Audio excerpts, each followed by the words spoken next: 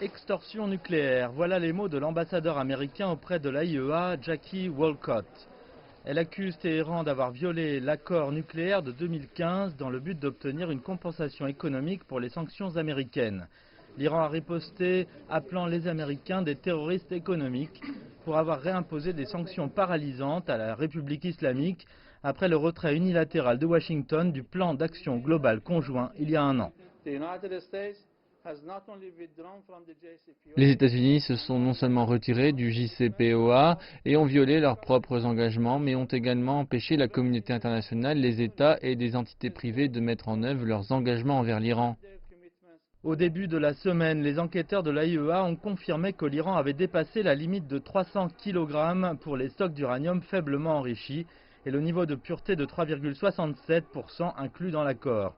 Téhéran rejette les accusations des États-Unis selon lesquelles il s'agirait d'une violation de l'accord sur le nucléaire.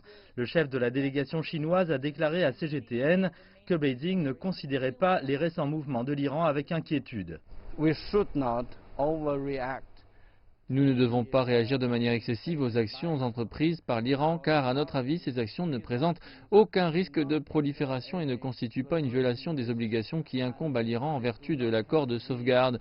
Toutes les actions qu'ils ont entreprises sont également réversibles. Pendant ce temps, le groupe E3, l'Allemagne, la France et la Grande-Bretagne, a travaillé dur sur la diplomatie avec l'Iran pour tenter de maintenir l'accord en vie. L'Iran veut que l'Europe fasse plus pour la protéger des sanctions paralysantes de Washington. Les pays du E3 ont même mis au point un mécanisme financier connu sous le nom d'instrument d'appui aux échanges commerciaux ou INSTEX pour contourner les sanctions imposées par les États-Unis par le biais d'un système de type troc. Le problème, c'est que ce n'est opérationnel que pour les biens humanitaires qui ne font l'objet de sanctions, n'a donc apporté aucun soulagement réel à l'Iran. Les sanctions américaines visent la principale source d'exportation de pétrole brut d'Iran provenant de l'étranger. Les dernières initiatives de Téhéran sont perçues comme une tentative de convaincre les signataires restants du JCPOA de fournir un allègement supplémentaire de ces sanctions. Les actions de l'Iran s'inscrivent dans les clauses correctives incorporées dans le JCPOA et sont prises afin de rétablir l'équilibre longtemps perdu dans la mise en œuvre des engagements pris dans le cadre de l'accord.